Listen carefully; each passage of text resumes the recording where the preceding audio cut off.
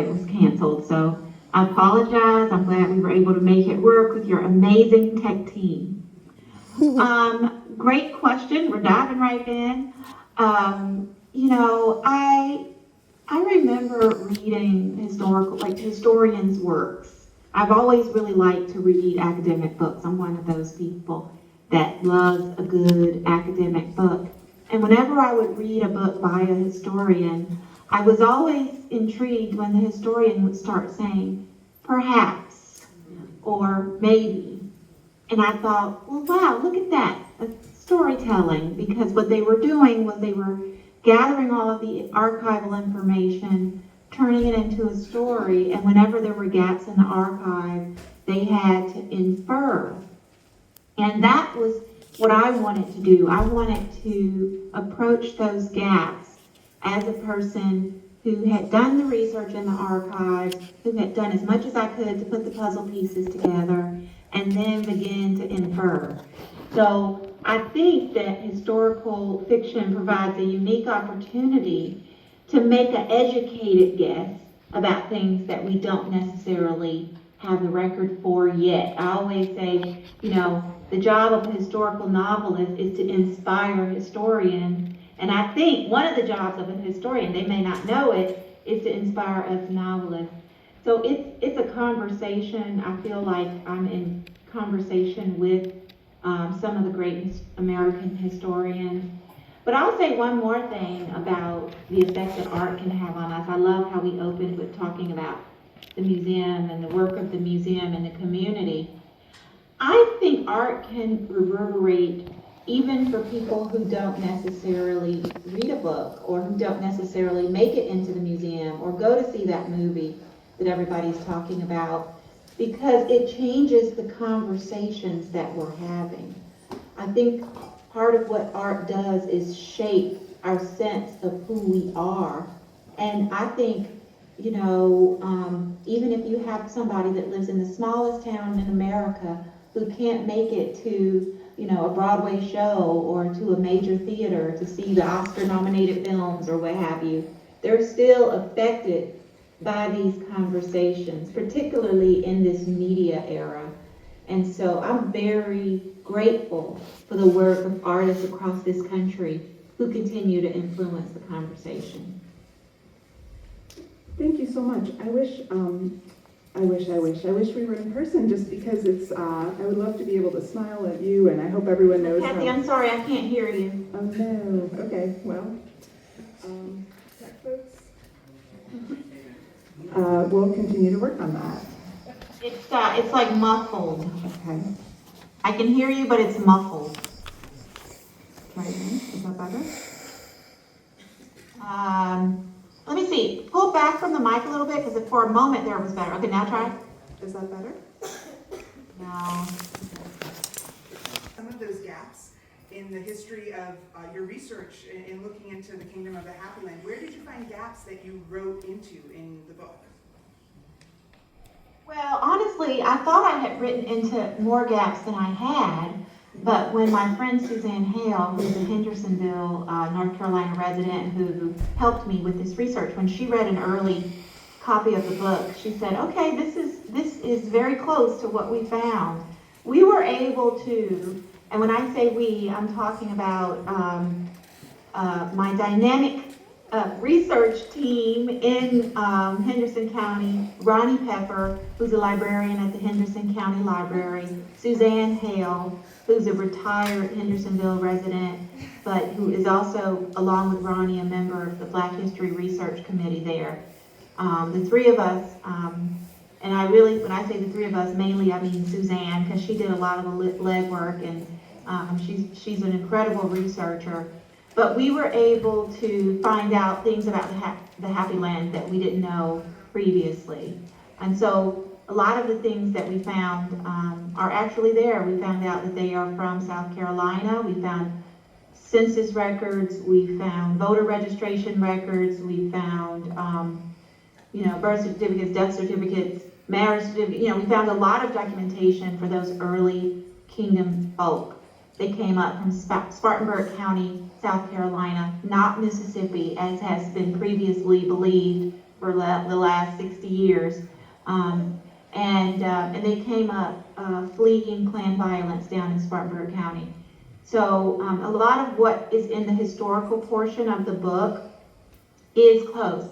Where I filled in the gaps was, for example, I don't know that, and I don't know how many people in the audience have read it, but I don't know a lot about Luella's relationship with William's brother Robert. I know that both men were king and at one point, and that Luella remained the queen for both of them. So there's small things like I didn't know for sure, and those is sort of like the romance parts and the friendship parts, those sorts of things. But in terms of lots of things that happened with Luella's son, with the Happy Land Liniment, with the things that they working around the community, working in the mines, laying the railroad, all of those things are actually directly from the archive. But the contemporary storyline in the book is completely imagined and is not based on any real descendant. Tell me, the Happy Land Liniment, how did you find the information about that? So for folks who haven't read the novel yet, the Kingdom of the Happy Land, one of the ways that the women organize and raise resources for the community is they make this very innovative liniment, this medicine for rubbing on sore joints and body parts, and that plays a role in the novel. How did you find out about that? What were your sources for that? I was very interested. Well, the liniment itself we know existed due to oral narratives of the time because it was a very popular product. People all over that area bought it, and there's oral narratives that have been documented about the Happy Land liniment, and it makes sense, right? Because people were performing manual labor, and they might have a small injury with a joint, a knee or an elbow, or they could have even had arthritis. Something like that would have helped to soothe some arthritic pain. What we took a longer time trying to figure out was what was in the liniment, and we did a lot of research about what grew in the area and what possibly was in the liniment, including what kinds of medicinal remedies the Eastern Band of Cherokee in the area might have used. Also, we suspect it might have been similar to something that they would have used because they were in that area and would have been picking the same plants. So that was more of the conundrum, but the fact that the liniment existed and that it was successful and popular has been documented in the oral narratives that were written down. Can you tell us about some of those oral narratives? How did you find those, and what were some of the stories that stand out, or some of the people whose stories were collected that you drew on for the book? So there was a professor who's still there at UNC Chapel Hill who was a folklorist, and I think over 50 years ago, and he collected them, and there were tapes that we've listened to of the descendants. I don't remember their names, but there are hours and hours of tapes that are in the archives in North Carolina that you can access and listen to. Those are descendants and other folk who were around at that time, and they were interviewed for that project. And then also the Sadie Smathers patent pamphlet that was published in 1957, that we debunk some of the things that she says in the pamphlet, but some of it was also true, we believe, because it's corroborated by those tapes. And so we know that there was Happy Land liniment. We know that some of the things like they had this communal treasury and they purchased the land. That is corroborated by the documentation. We know the names of a lot of those early kingdom folk. There are certain names that corroborated with plantations that existed in Spartanburg County, and so we were able to trace some of those names like Bobo, Montgomery, Whitmire, Bennett, back to specific places right around a little town in South Carolina known as Cross Anchor. And so what the general impression we got from the oral narratives is that the kingdom was a largely successful experiment. There was no evidence of like infighting or anything like that. It never imploded. It was a largely successful communal living experiment. I don't want to give any spoilers away with the book, because I don't know how many folks have read it, but it was very interesting to understand why they came up there and what they were able to accomplish in this relatively remote area. Well, if folks haven't read it yet, I feel like they all will have after this, Dolen, because this is so interesting. I know everyone's going to want to read the book right away. Can you tell me, I'm so curious how it felt, just emotionally, affectively, to hear the voices of those descendants, to actually sit and listen to those recorded narratives. What was your emotional, I mean, putting aside a little bit like the intellectual piece, what was your emotional response to that? Well, it's, when you're listening, it's hours and hours, and it can actually get quite tedious because some of it can sort of be rambling, and it can also circle back and sort of contradict itself. So you're basically, I find that when I'm in the archives, I'm just trying to take notes and trying to make sure I don't miss anything, and trying to figure out what's important for me to have in my notebook and what to just kind of not put in there. So I'm working, and I don't really have the luxury of sort of experiencing it emotionally, but I do think, when I think of the kingdom, I do get emotional because in terms of my overall impression, I believe those people were clearly ambitious. They were entrepreneurial. They were very much, I think, audacious to even come up there and do what they did, and to call themselves royalty took a certain amount of audacity.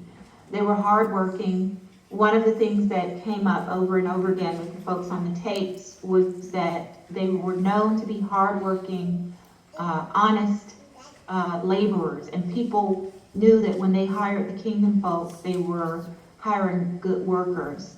And so there was something about that dignity that they clearly represented, and that communal spirit that moved me, and that really made me want to write what I call my love letter to the kingdom folk and to Western North Carolina. Oh, I'm so glad you said that, because that's a question that has been burning in my mind. So for those who haven't read the book, a single place really unites two storylines, and that is the land, the space that was this kingdom of the Happy Land, both in the present day and in the past. And Dolen, my research is in environmental writing, and I'm really curious about what you learned about the kingdom dwellers' relationship to that place. There's so many beautiful, some of my favorite passages of your writing are describing the land, Luella talking about how she feels about the land, about listening to the birds. So where was that all coming from your imagination? Did that come from some documents that you found? How did you fill in their relationship to that place and how much they loved the land? Well, I visited, so the Kingdom land is still there.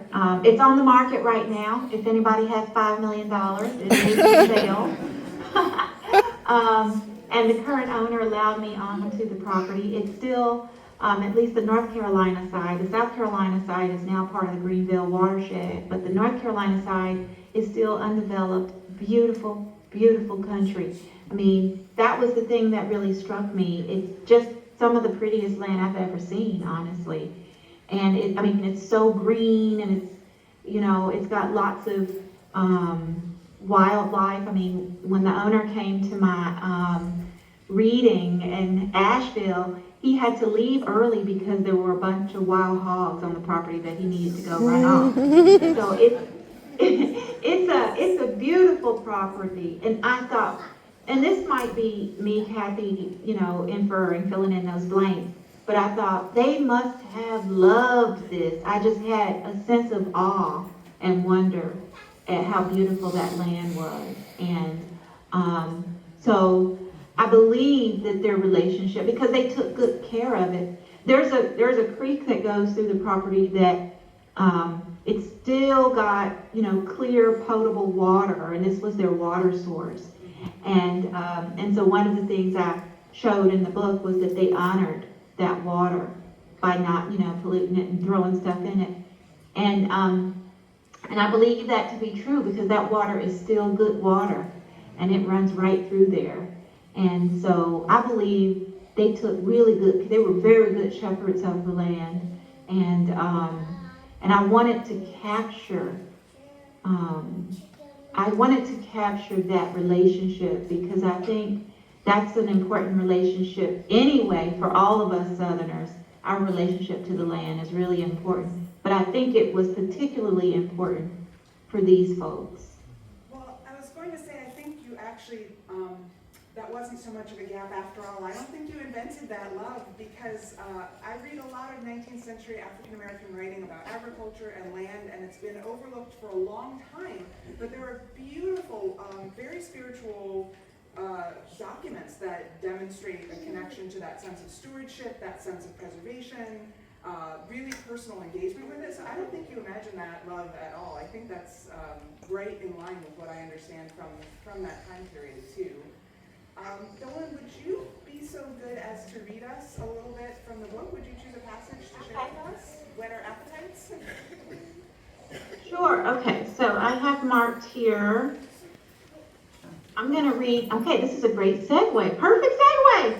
I'm going to read a couple of pages from the contemporary storyline. Nikki is 39 years old. Her grandmother lived in that area in Henderson County, and she calls her there at the beginning of the book and asks her to come urgently.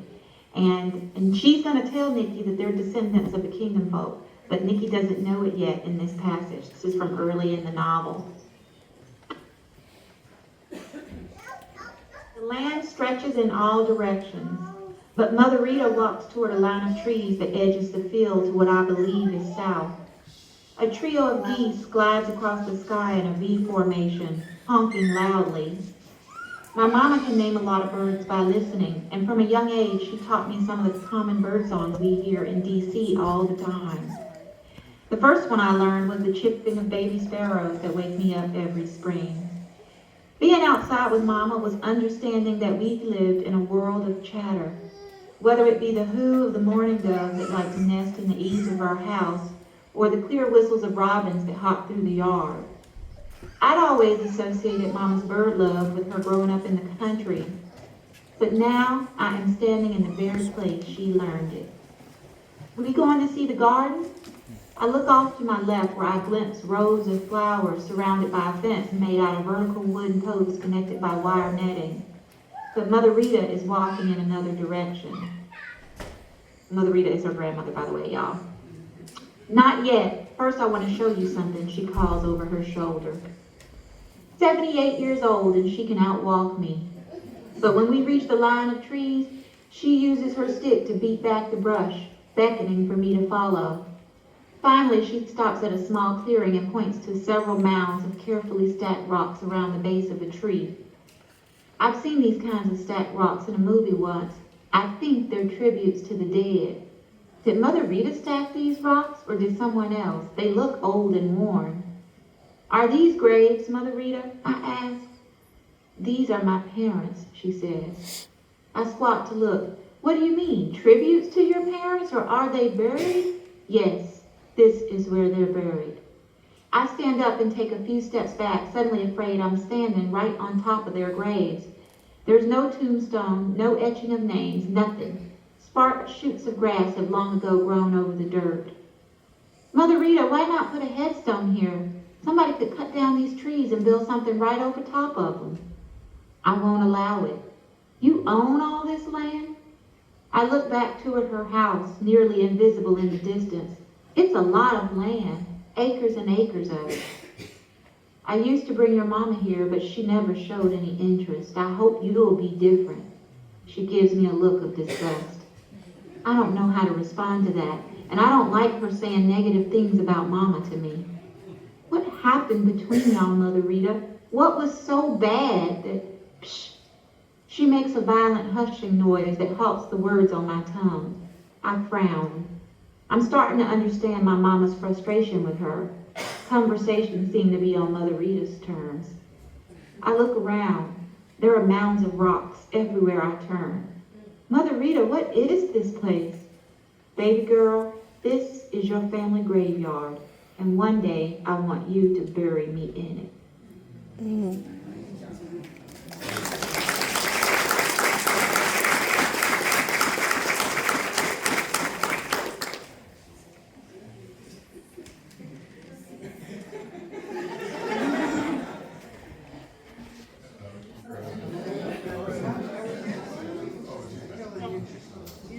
I froze? Yeah. Oh, did you hear the end? Yes, yeah. Okay. People wanted to cheer it too, so I hope you heard that. Oh, I missed it. That's okay. Yeah.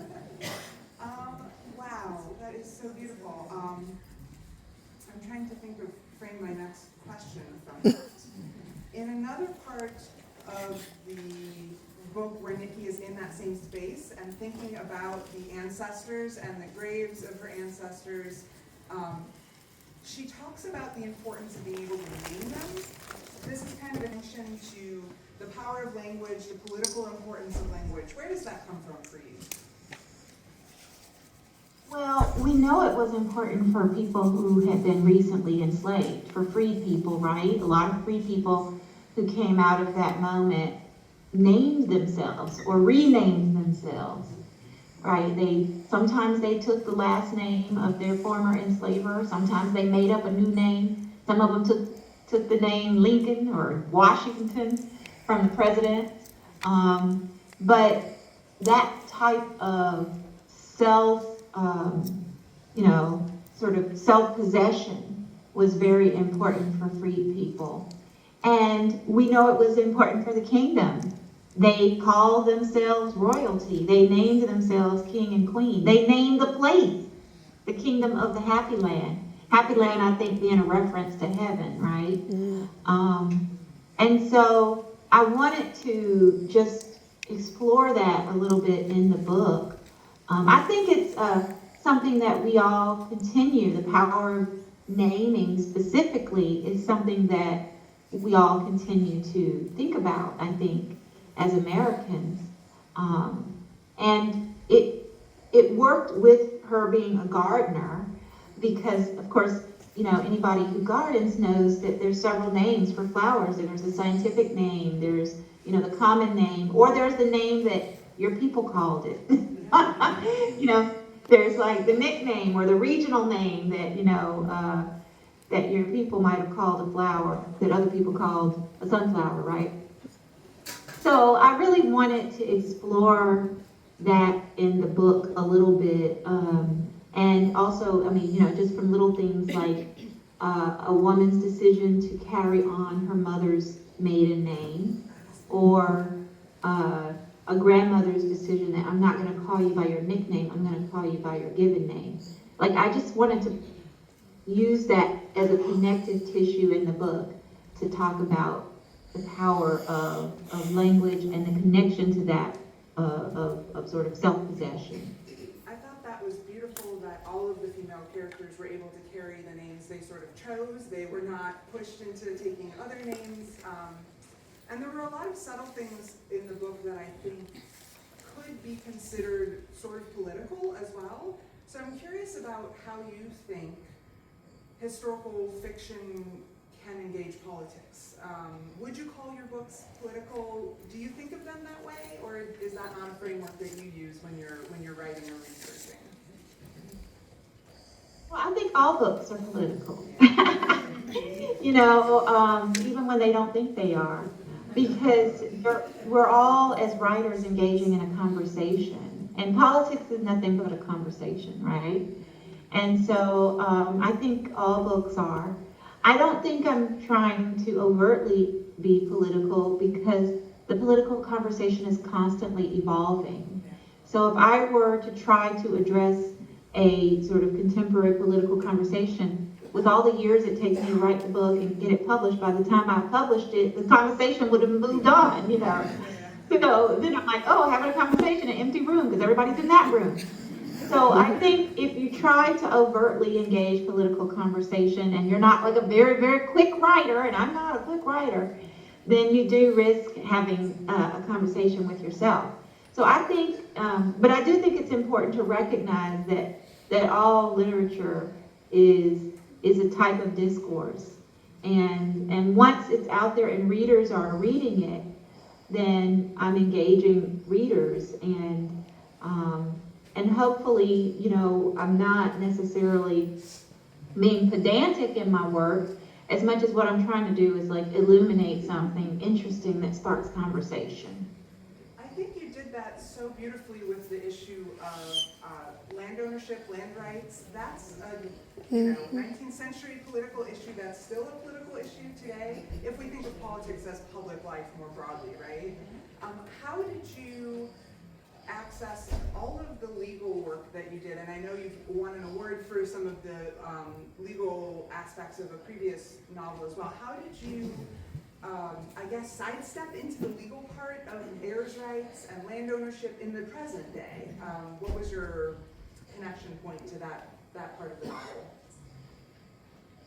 Well, I knew, and I love how this conversation is evolving, Kathy, because, you know, we started with, you know, talking about the love of the land, and I knew that if I was talking about the love of the land and how much it meant to them spiritually and not just, you know, financially, but also emotionally and spiritually, that I needed to engage what the potential loss of land would mean.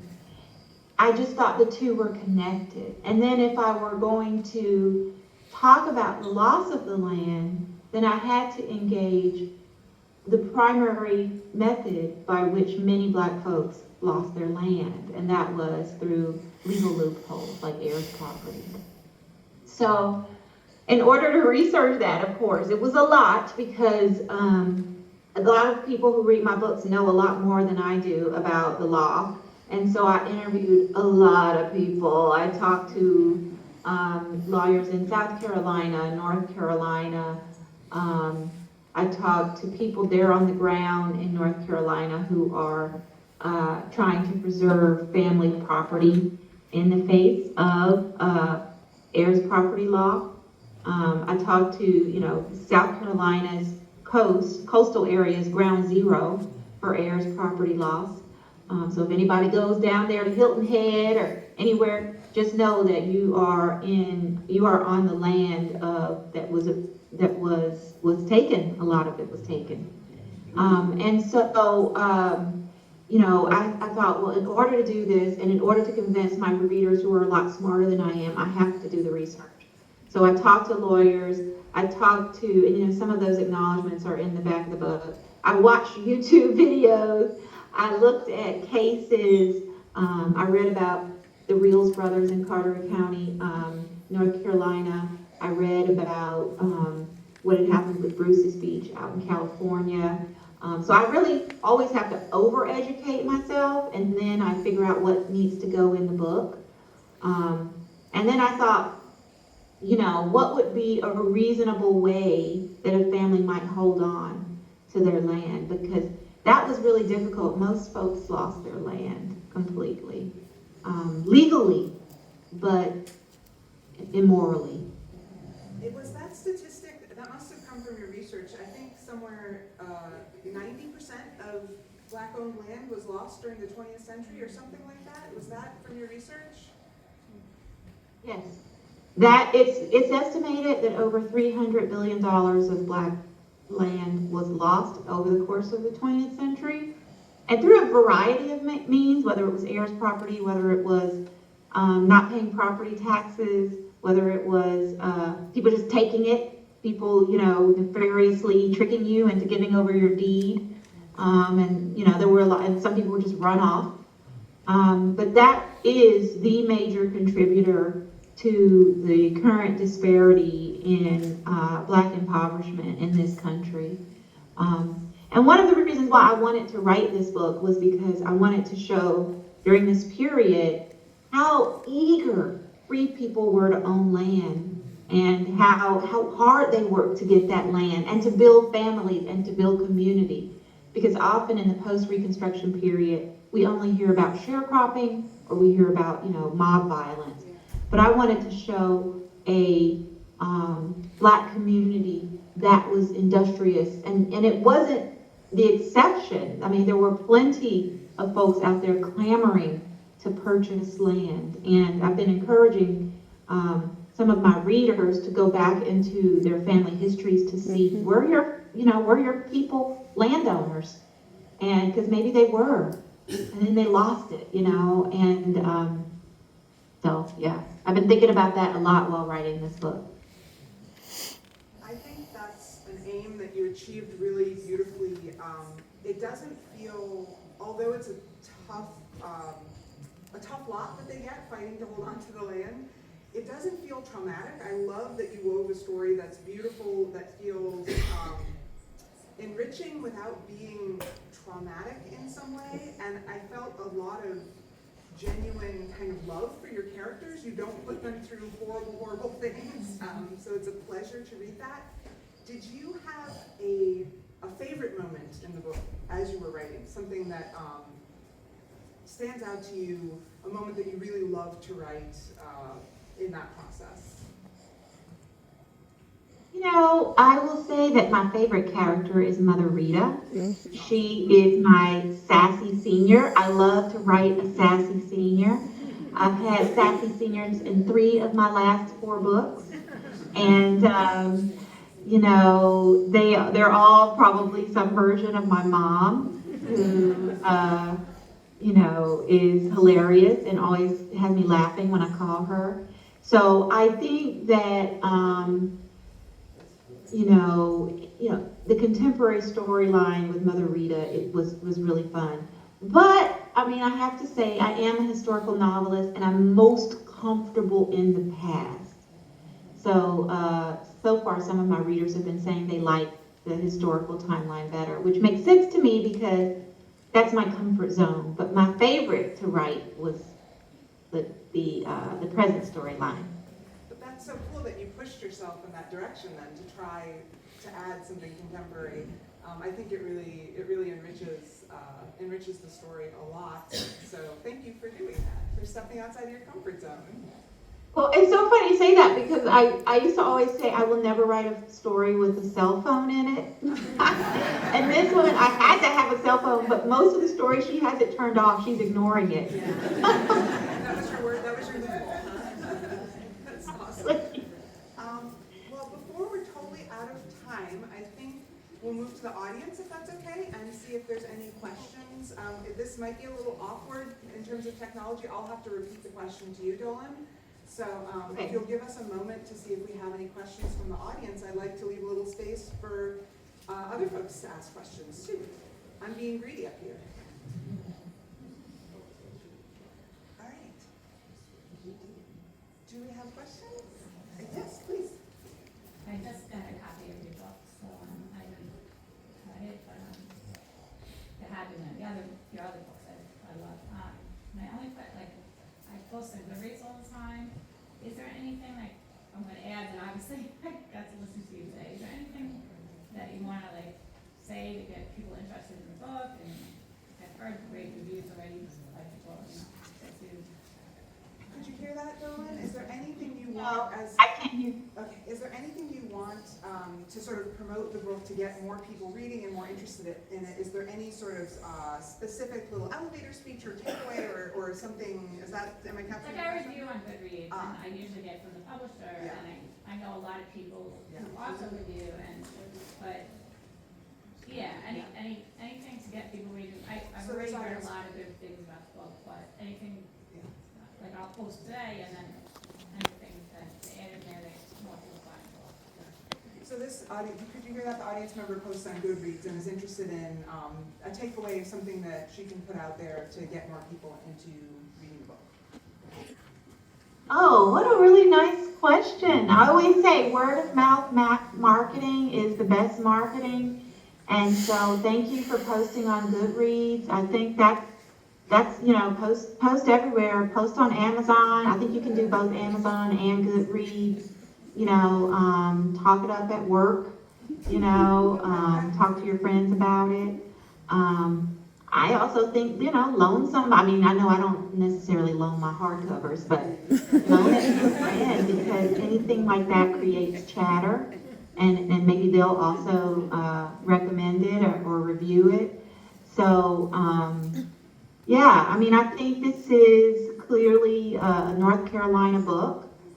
So for anybody who is interested in North Carolina history, this is a good book for that. And my team, I call them my team, we did the work, we did the research. And so this is the most that we know about the kingdom at this point. Thank you very much. Excellent. Yes, question in the front row here. Ask her to talk about how she even came to know about it. I am North Carolinian, never heard of it until you told me about the program today, and that's why I'm here. Yes, thank you so much. And I'm so glad that Dr. Bookman asked this question, because it was a question I wanted to ask as well. What brought the Happy Land to your attention? How did you learn about the Kingdom of the Happy Land to begin with? I stumbled on it. I always say, I don't go looking for book ideas. I'm living my life as a human being. So during the pandemic, I was teaching myself the banjo, and I was looking up North Carolina musicians, I just stumbled on a newspaper article about it while Googling. And I reached out to Ronnie, the librarian in Henderson County, and I asked him, is this true? I thought maybe it was just some kind of local legend, and he said it was true. And for the next year, because we couldn't travel, Ronnie and I texted, talked on the phone, and emailed.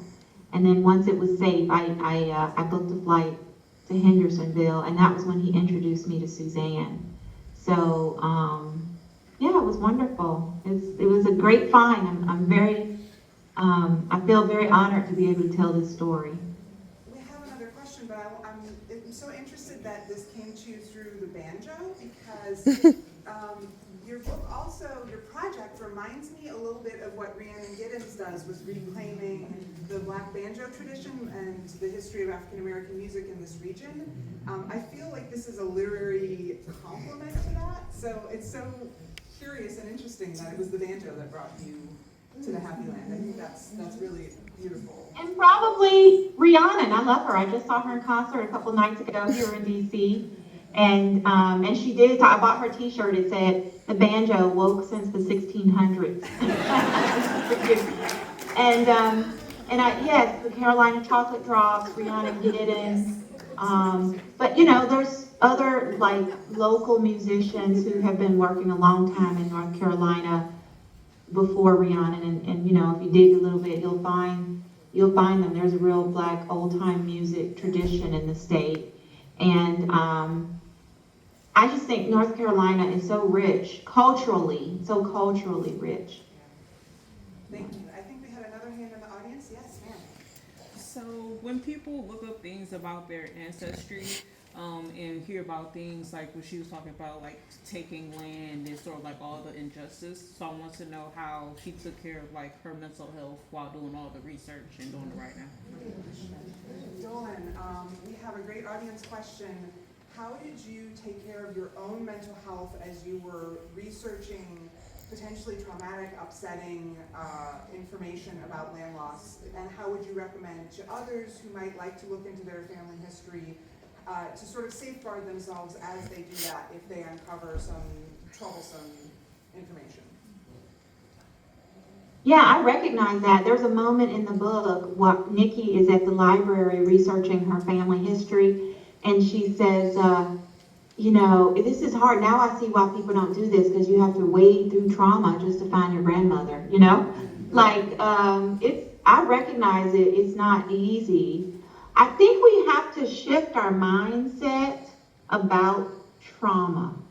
And I think we have been, as Americans, sold a bill of goods, y'all, about what this experience represents. I don't view it from that perspective of this is trauma. I view it as these are resilient people. These are overcomers. These are people who triumphed. Because look, I'm here, right? You're here, we're here. And so when I see something traumatic in the archive, I think, wow, she must have been a really strong woman, you know, to have endured that and not given up on life, you know? And so I'm constantly admiring my ancestors for their resilience and for their tenacity. And I think if we approach it from that, if I approach it from like, you know, when I think of my grandfather, I never knew my grandfather experienced any racism. He always put on a suit and put on a hat and walked out the door with his back straight, and we adored him, you know? And so it never even occurred to me growing up in Memphis, and you know, my people were from Memphis and Mississippi, it never occurred to me that anybody would slight him. It wasn't until after he had passed that I learned that he was a driver for a white family and that my grandmother cleaned their house, the same family. I never knew that. You know, nobody told me that. I just thought they were dignified, brilliant. Both of my grandparents were so smart, etc. It never occurred to me that anybody would ever call my grandfather boy, you know.